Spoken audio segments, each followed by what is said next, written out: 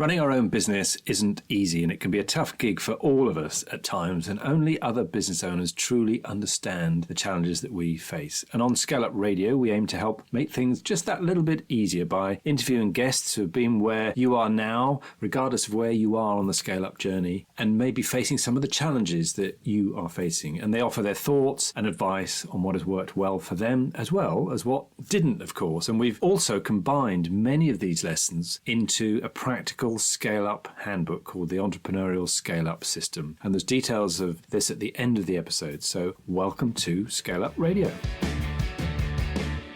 Hello, Lee Duffy. Welcome to ScaleUp Radio. Please introduce yourself to our audience. Hi, Benja. I'm Lee Duffy. I run Triology, and we're an insight and analytics agency that combines data science and market research to help customers understand more about their customers. Wow, I don't think we've had a data science business on before. That sounds fascinating. So we're going to drill into that, definitely. Let's give me a bit of understanding of the business. How big are you? How long have you been running? So we're 12 people now. We're based just outside Gloucester in a lovely place called Maysmore, which is sort of a converted farm building. It's a really nice place to be, very hot today. In terms of our clients, we tend to work with organizations that have a need to really understand how to build engagement and understanding of their customers, but perhaps are limited in their ability to do that because of limited resource or expertise, or just so busy doing other things.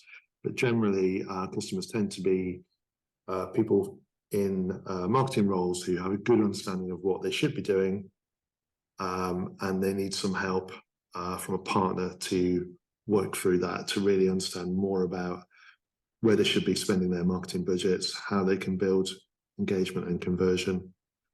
And there's some really interesting examples that I'm sure we'll come on to. Our clients tend to be charities, membership organizations, financial services.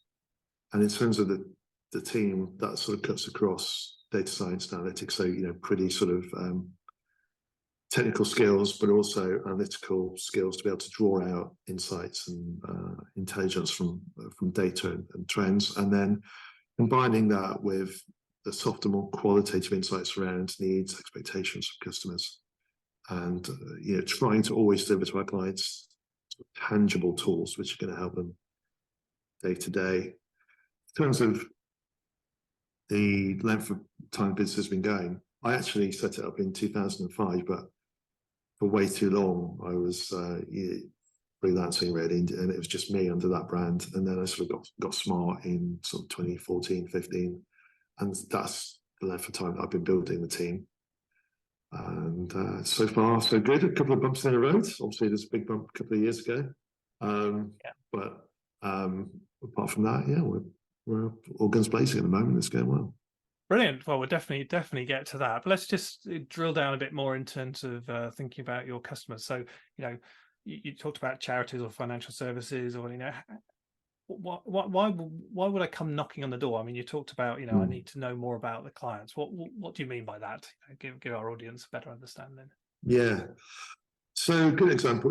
As I mentioned, we work with a lot of membership organisations. So people like Royal Horticultural Society, Royal Yachting Association, Kew Gardens, and others. And generally, they tend to be very interested in understanding factors which indicate the likelihood to renew. They're basically subscription-based products, and again, that's where the sort of crossover is with financial services and utilities a little bit. So they'll be very interested in insights which help them understand who is likely to renew, who's less likely to renew, but then crucially, given that insight, what should you do? How can you target people to make a renewal more likely? And how can you talk to them? So that starts with having to understand more about that person's needs, expectations, and motivations. And you can't see that in their transactional data. The transactional data might tell you that certain factors indicate a likelihood to renew or not. And typically that's about, things which are, how long has someone been a member? How do they tend to pay? How much have they engaged through the year with that organization? But that's sort of insights that organizations tend to have access to internally. What they don't have access to are insights which allow them to build a framework. So, okay, given that this person has this level of likelihood to renew, what should I say to them? What's my next best step? How should I talk to them? When should I talk to them? Do they require some form of incentive or not? Is it actually just about being acknowledged as a member? Is it about some benefit that they haven't actually had access to this year? And through understanding those sorts of things, we then help clients to build communications plans and journeys, which, you know, hopefully shift people along that engagement funnel to convert more people than would have converted to a renewal otherwise. Fascinating. Yes, that requirement that we all need to sort of understand our customer more in terms of doing that. So you come from, I guess, from a point of a data science point of view in terms of how you help your customers do that. So what does that mean? You know, are you using big data sets? Are you selling out specific inquiries? You know, fascinating. Yeah, you know, we do get access to a client's data sometimes directly. Sometimes we connect direct to systems and sort of build all sorts of solutions and analytics for them. Sometimes it can be purely about a piece of market research. So, you know, it might be about us targeting customers for a survey. It might be about us interviewing them qualitatively, or conducting some form of deeper qualitative research, such as ethnography, which I'll talk about in a moment. And so I sort of USP really is combining those two things. But yeah, big data is a really interesting one because, you know, my take on that is that actually there are very few organizations, lots of talk about big data, and no doubt there is data everywhere these days and there's lots of it. But very few organizations are doing really interesting things. So, for example, we spoke last week with one of the big comparison sites, and they have, you know, huge amounts of transactional data and information, lots of information around people's demographics, people's life stage, people's product preferences, people's price sensitivity. So they are doing things where you log onto their website, they know a little bit about you, and they will display something quite customized to you. They'll display a range of offers or products. They'll even change the price depending on how price sensitive they believe you are, because they have, you know, lots of data that informs that and drives that understanding around, okay, this person looks like this, they're very likely to go for this product to this price, and they'll display that to you. But those sort of organizations are very few and far between where they're really using big data. Most organizations and most commercial organizations in the country, in my experience, are still doing straightforward things. And their challenge is really about moving the needle very slowly. If you think of an online retailer, you know, maybe 2% of the people that visit their website might actually buy something, for example. If they can shift that to 2.3%, 2.5%, that's a massive increase relative to the portion of people that are currently buying. Yeah. And to do that, they're doing something probably pretty straightforward, which is just about, you know, not giving you a customized experience at that site, but in their activity to maybe drive you to that site, or making sure that, all things being equal, whoever you are, you're likely to see something that is going to interest you at the point you arrive at that website. So my old sort of man's cynical hat around big data is that it's direct marketing or CRM or whatever in another hat. And I think that, you know, interestingly, one of the opportunities for us as an organization is that clients will often say to us, you know, we've got loads of data scientists in our organization, but they don't seem to be able to drive out insight. And that's because they're, no disrespect to those people, but what's happening is they come through a sort of very academic process where maybe at university it's all about machine learning and big data and scenarios where you've got lots of data to fine-tune models and make predictions and to theoretically give someone a very different experience. But the types of data that you tend to get in the real world and the types of marginal differences that you're looking for in the real world don't really justify those approaches very often. Interesting. And you're helping your customers in terms of identifying where their opportunity is to improve their marketing funnels, their sales funnels, their conversion processes, whatever, in terms of doing that. So you mentioned a USP. What do you think is your USP? What do you strive to be different at or to be excellent at? So a good example might be clients often come to us and say, we want a customer framework, we want a segmentation, we want the set of personas, we want to really understand who is in our world, how do they differ in terms of the degree to which they're currently engaging with us. For the ones that aren't engaging, how might we create engagement with them? And for the ones that are, how can we increase conversion for them? And so that means that they, as I mentioned, they're people, our clients tend to be people that have a good understanding of what good looks like, of what the tools they're looking for. Day to day, there might be a membership director, there might be a director of marketing, there might be a director of acquisition manager, retention manager, engagement manager, and their job is all about building engagement in terms of increasing. I'm going to talk about the funnel. I'm sure that most people listening to this podcast understand what a marketing funnel is. So it could either be about driving traffic to a website. It could then be about converting people through that website to a journey. It might be about driving in terms of people like the Royal Horticultural Society going to visit a garden and then selling them a membership at that point. And so they have that responsibility. They have budgets to spend in terms of whether that's about outbound activity to create awareness and engagement, whether it's about on-site activity or whether it's about money to put into incentives and discounts. But what they need is guidance around where to place the bets. So what they want from us is actually something which is very tangible as a set of personas. So we might say, okay, we've looked at, a typical scenario will be, we'll probably conduct some form of analytics of transactional data if it's available. If it is available, following that, we'll then go to some form of research, typically for an online survey to those people that we've analysed, and ask some questions around, hey, how did you become aware of this organisation in the first place? What was your expectation when you started this relationship? How likely are you to purchase again or engage with them again or join again? And what are your concerns around that? What's your awareness of the potential benefits of being a member of this organisation? And we explore those softer things, which means that in terms of the outputs, we can then describe people not just in terms of their transactional behaviour, but in terms of their life stage and lifestyle and their needs and expectations. And so that means that the client can look at that and go, okay, maybe in my market there's 6, 7, 8 different distinct groups. From the insights that we're able to create for them, they might say, actually, 3 or 4 of these are where the opportunity is. These are the groups that have got the most likelihood to convert, but also when they do convert, to bring value. And I want to really understand what they're about. And so our segmentations will always talk about, here's what you need to know when you talk to them. We construct things called message hierarchies, which say, right, here's what someone needs to hear at the point of awareness. Here's what they need to hear at the point of conversion. Here's what they need to hear at the point of post-sale or upsell or whatever it is.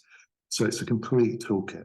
As a marketing manager or a membership director, you can go, right, this is our niche and our need, and I'll give this to my agencies, I'll give this to my internal team, and then go and make sure those messages are built into those touch points to increase conversion at every opportunity. Wow.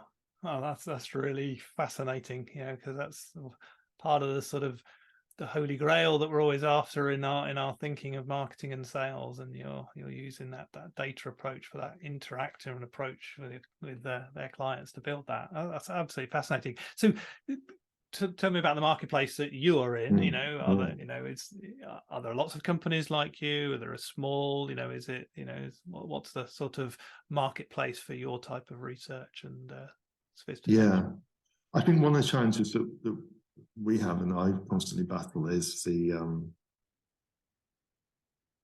that, because in a world where data is ubiquitous and is everywhere, and because we're curious people by nature and we enjoy solving problems, it does mean that probably we don't run the business as like strategically perfect as we might do if we were looking for global domination. You know, the way, because what happens is that we get involved in all sorts of interesting things that are tangential to the core. So, you know, although I've spoken about segmentations, which is definitely something we do a lot of, we also get involved in bespoke product development and application development. We get involved in dashboarding, inevitably everyone wants these dashboards these days. We get involved in pricing analysis, which is a really interesting area that we're spending a lot of time talking to clients about. We get involved in sentiment analysis and all sorts of interesting things, which are all about the potential of information and how you can use it in different ways. So that is definitely our world means that we don't sort of pitch ourselves as a data science agency or a market research agency or a dashboard development agency or an application development agency, because we're none of those things singularly, and we're sort of all of those things combined, really. And so in terms of then your business model, you know, do you charge by the contract? Do you charge on a retaining or a recurring revenue? You know, how do you model? So historically, we did always charge on a project basis, and you know, it's something I've been conscious to try and shift over the last couple of years. So it's now much more mixed. It's probably more like 50-50 in terms of contracted work versus project work. I think part of that is just because that makes good business sense. Also, I'm finding that clients are budgeting in a slightly more rigid way than they did do pre-pandemic, where you really need to sort of ring-fence budget early on, get that contracted. Whereas pre-pandemic, it was, you know, gentlemen's agreements did tend to work a bit more. People say, yeah, don't worry, we'll spend this later in the year. We've got this project coming up, and that would happen. But now that's happening less often. So it's important to sort of nail that down a little bit more. And I think also as well, it sort of reflects the fact that we have very long-term relationships with our clients, very trusted sort of, you know, we've got clients that have been with us for sort of, you know, 10 years plus. So that means that they often come along to us and say, I know you don't do this, but we've got this need, and we'll go, yeah, okay, tell us about that. It's a scientific string, we'll have a crack at that. So it does mean that because we're a bit of a Swiss Army knife, and we can do stuff that we're interested in, that they tend to come back to us more and more. And it definitely keeps life interesting. It means we have proper, collaborative, friendly relationships with our clients. And I must admit, I really enjoy that, and I think the team really enjoy that. Yeah, that's it. It's interesting because often businesses that scale fast are ones that are very, very focused and don't normally get into the trap of doing lots of other bits and pieces. But it's interesting how your growth has been around that. Oh yeah, we can have a go at that, we can try that, and you've built that over time. So that's Swiss Army knife. So yeah, fascinating. So let's go back then, the story of Truology. You know, where did you start? You said you started off with you, and then when was it? 10 years ago, 2014, you made that decision to sort of grow a business. You know, take us through some of those early days. Where did it come from? Yeah, so my background is in financial services. And, you know, in the 90s, working for Eagle Star, you know, not there as an organization anymore, but, you know, I sort of cut my teeth in a direct marketing department. They were the first direct insurer. They're the first to bring to market direct home and motor insurance.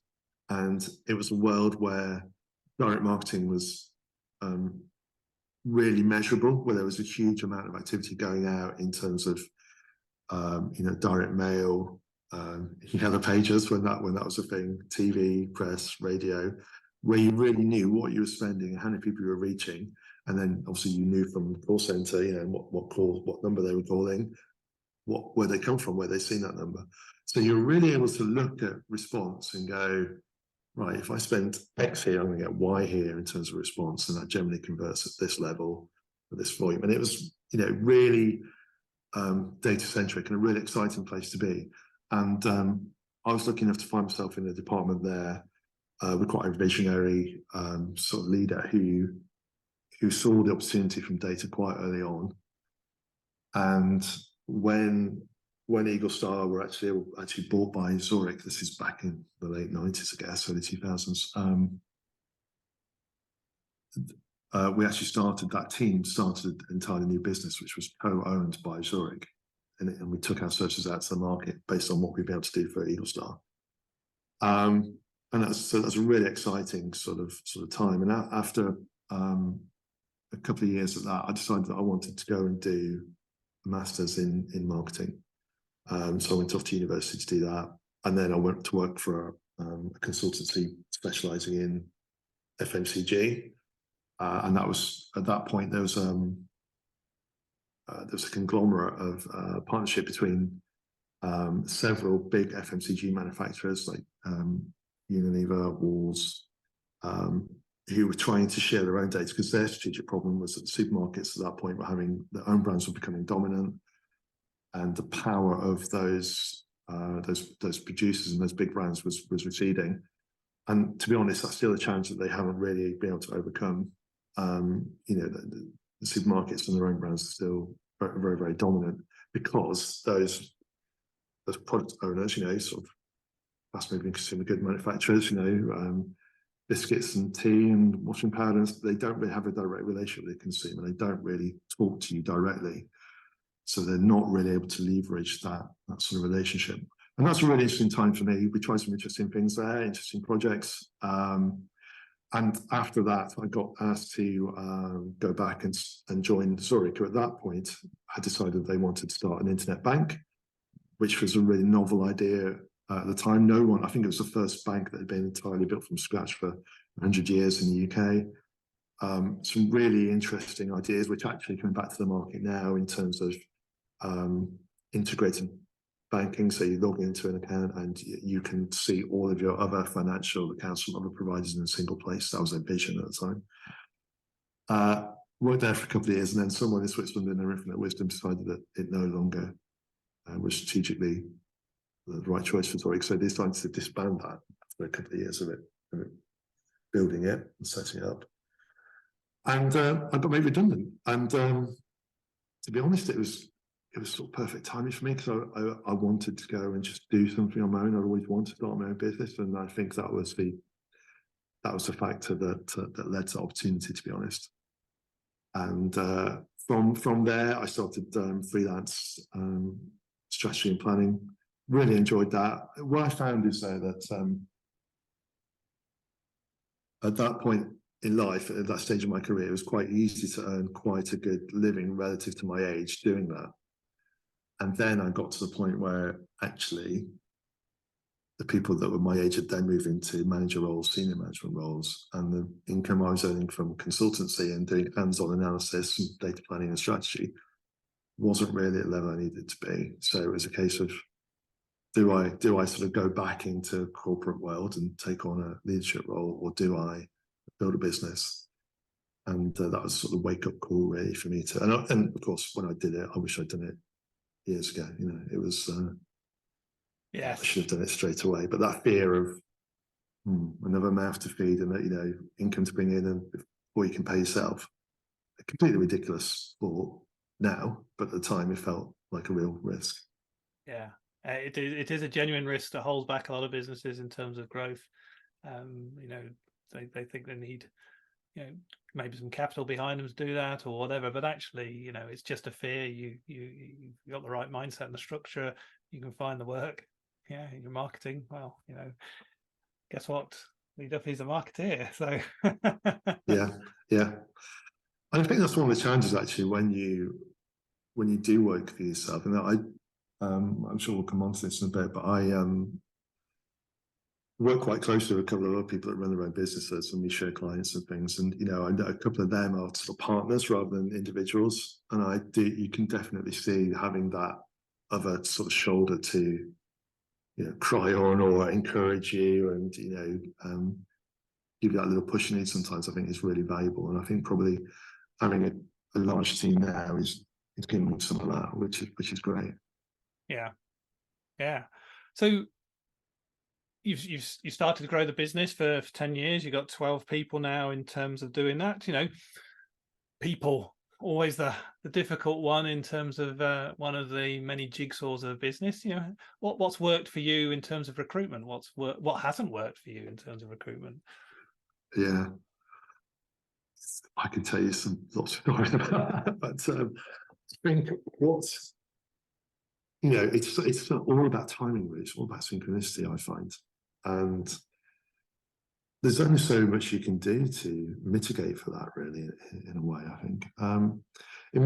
In my experience, what I've learned is that it's better not to recruit someone just because you need a bum on a seat.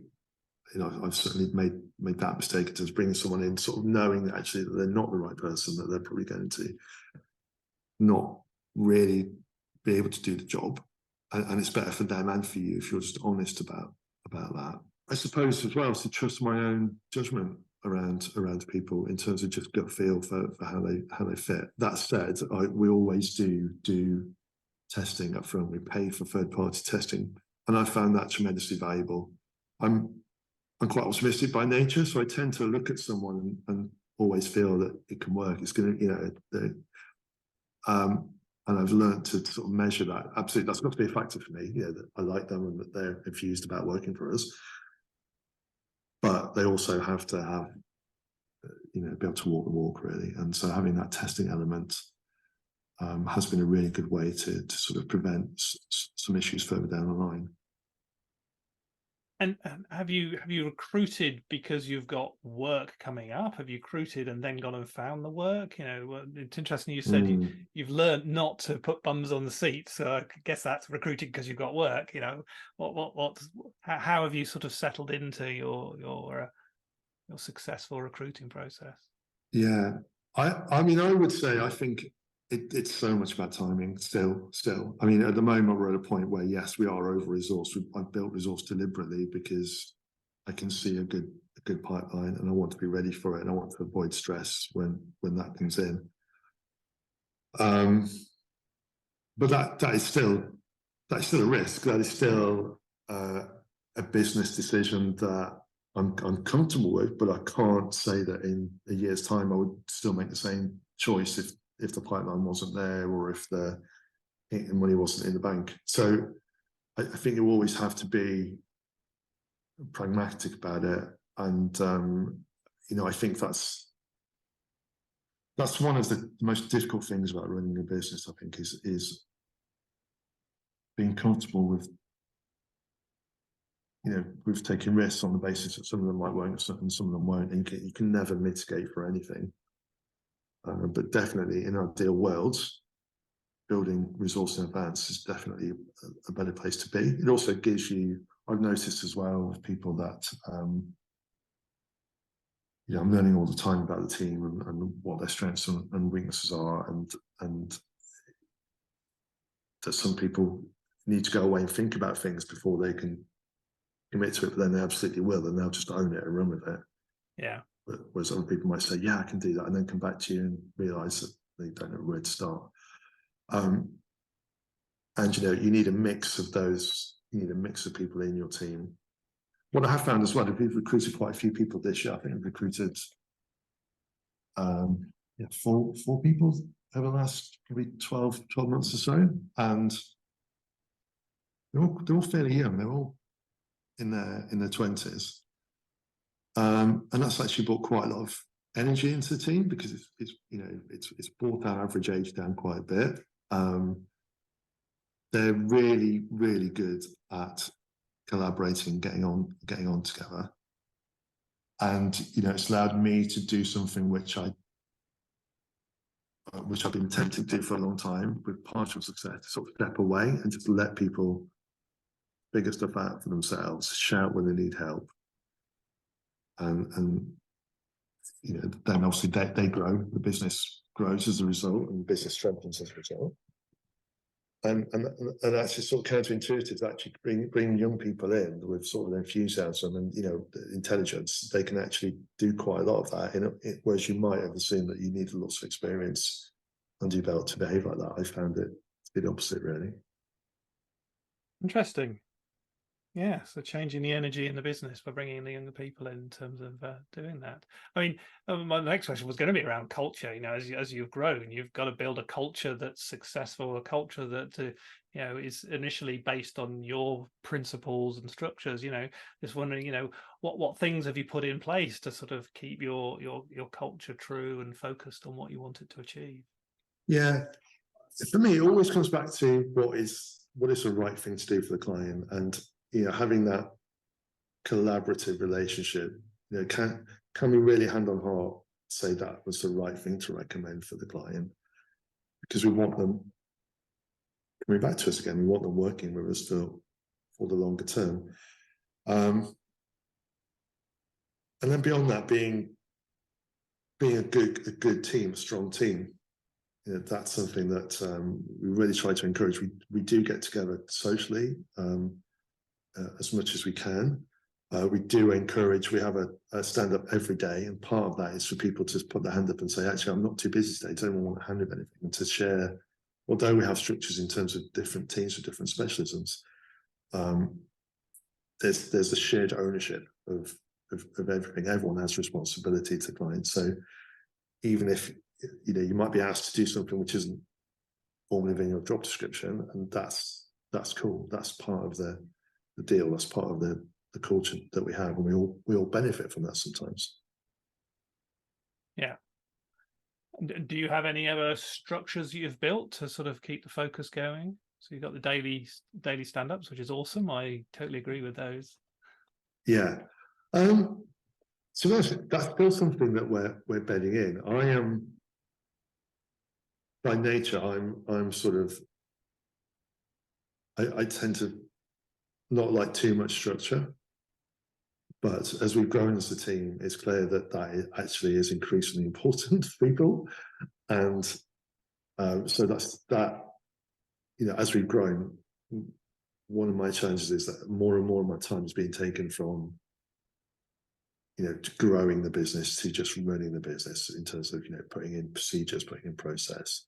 All of this, all of the administration and of people, their roles, policies, it's huge, and that has been difficult at times to manage that balance, because obviously what I want to do is to always focus on making sure that the pipeline is strong, that the clients are happy, that the next bit of work is there, and that is quite a challenge. So I would say at the moment we're at a sort of transformation phase. We're putting more structure in, but trying to do that in a way where it doesn't become structure for the sake of it, or meetings for the sake of it. And that's not easy. I think we've run into several sort of walls doing that, and we're learning and we're refining it all the time. And I think it'll always be fluid. Yeah. But it's important that we do it. So having, for example, at the moment we're mapping out itemized procedures, just bullet points in terms of things to do when a new client comes on board, or when a new proposal needs to be put together, or to make sure that all the things that in a small team you can just discuss and happen, nothing falls through the gaps. You can say, oh, can someone look at this for me today? Can someone do that today? Yeah. Once you get to a team of this size, you can't do that. You need to have more formal processes where people are referring to those. Oh, hang on, where do we get to that? What's next? Who's done that? Where are we with that? And those sort of checklists. So that's checklists and those sorts of things are good for me, because they're quite easy to do, and it's not about formal meeting to review that. It's just about having it available and be able to say to someone, where are you in that list? Where have you got to? Are you on schedule or not? Yeah, we call it the scale up journey, and as you're in that transition of the 8 to 12, beyond there you're up to the next level, and it's based on team size and the structure of teams around that, and you're just at that transition where a business owner goes from a doer to actually now becoming the business leader of the business. And these type of things develop exactly at that transition point. So you've just described that perfect transition point, which happens between the 8 to 12 type level in terms of employees in the business. So thank you. That was a really good thing in terms of that. So Lee, what really excites you about your business? What really excites me is the possibility of it, to be honest, because now that we're at the point where we're at, I'm finding that we're just getting more and more momentum and getting more and more interesting projects, more and more interesting opportunities. And so it's really about the future and what could happen. And there's a couple of conversations we're having around people making noises around collaborating with M&As and those sorts of things, which are really exciting, sort of scary, but sort of exciting. And seeing the people in the team as well, so those young people, seeing where they can go and thinking about there's definitely some of them that the future leaders of the business. And I see that, and I've said that to them already. So it'd be really lovely to cement that journey. And at some point in the future, I can look back and go, that was awesome. That person came in, and now look at them, they're running this thing. So that's really exciting for me. I love that, and that passion of seeing someone grow and achieve in a business, I think is a very special thing you can do in small businesses. So you can do it in big business as well, but I think there's something really successful that you can do. That's awesome. I love that. What doesn't excite you? What gets what frustrates you in your business? I think the things that frustrate me are the things that just come with the territory of an agency. Clients dawdling, clients,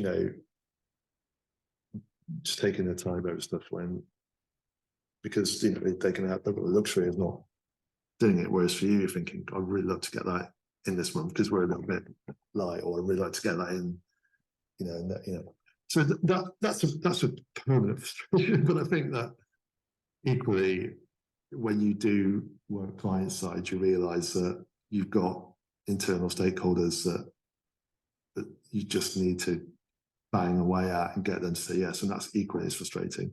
And then the other thing is, I think that challenge around moving away from having to take up so much time on admin of the business rather than guiding and building the business. So that definitely is a focus for me, and I'm quite frustrated that I probably don't have as much time at the moment as I'd love to have to strategically grow the business. I'm doing that, but I want to be doing that more or less all the time. And at the moment, I'm doing it probably 60-70% of the time. Yeah. That old phrase of working on the business, not in the business, in terms of doing things. So let's cast our eyes forward 5 years. What's if we're meeting in 5 years' time, what's happened both professionally and personally for you to say that's been a successful 5 years? Yeah, I mean, I think that the rate we're growing, I can see as being quite a high number, probably several dozen people. I'd definitely like to be, if not have completed an M&A and be part of a large organisation, to have done something more formally, structurally around the investment into the business and being quite honest with you, making sure that the value of the business is secure, and that there's some value taken off the table over that period. And I think that's sort of my focus really. Those two things really, just continuing to grow and to think much more about the sort of the next stage of the business in its evolution. Exciting.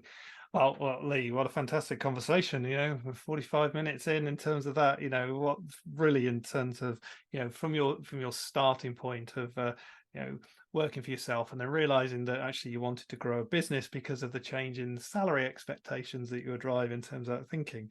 The deep dive you had in terms of thinking about explaining about what your services do, how you delight your clients, how you excel by picking up lots of interesting things as well, and helping to grow your services and structures of that in terms of doing that.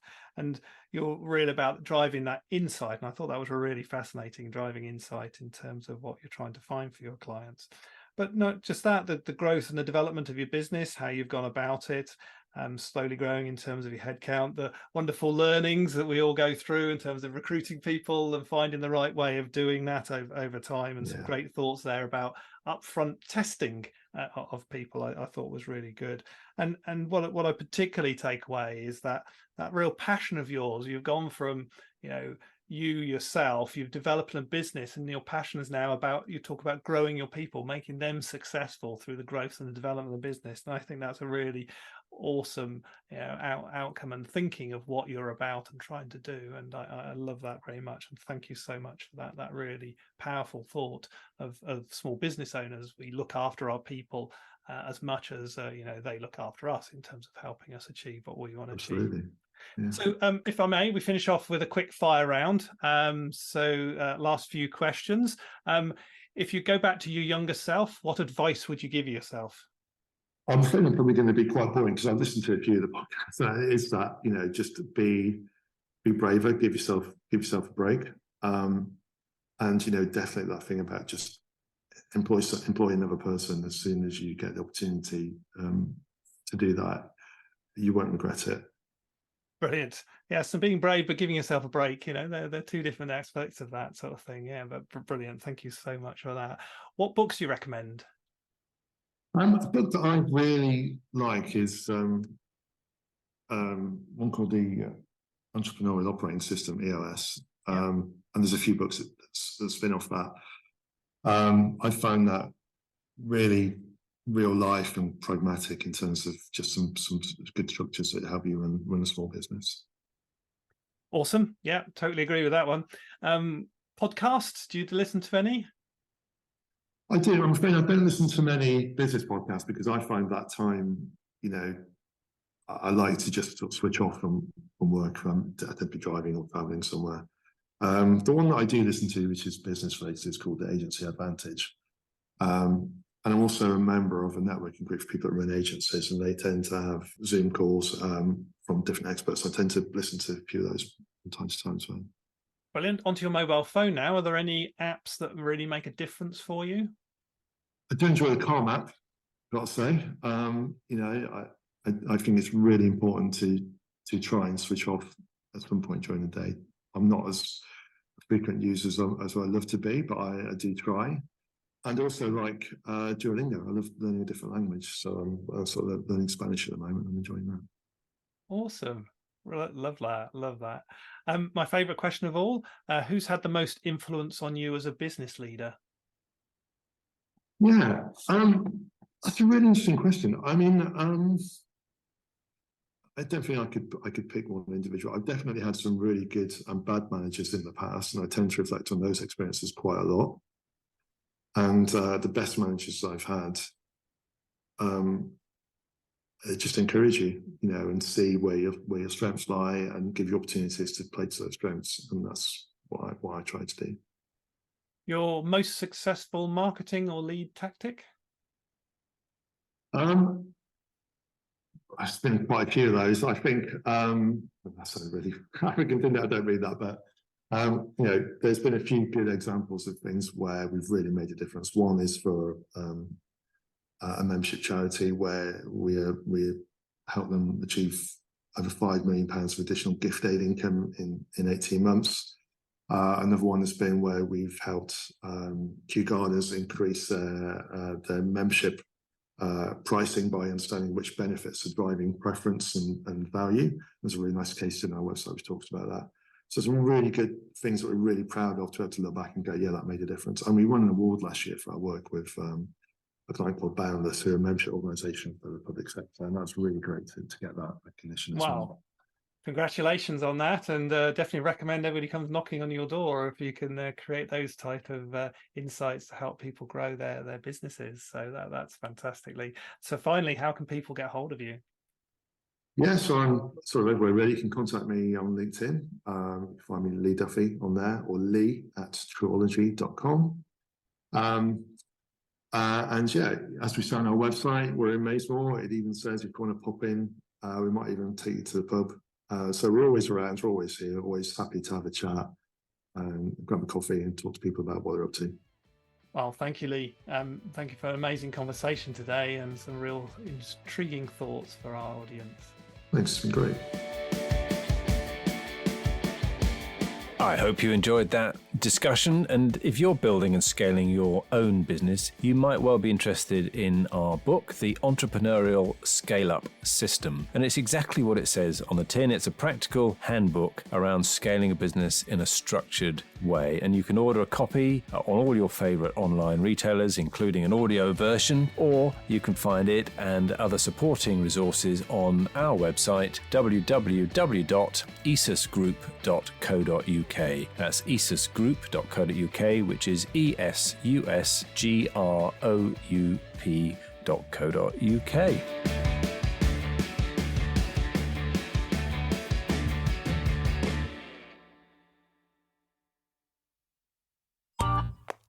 This has been a Monkey Pants Productions podcast.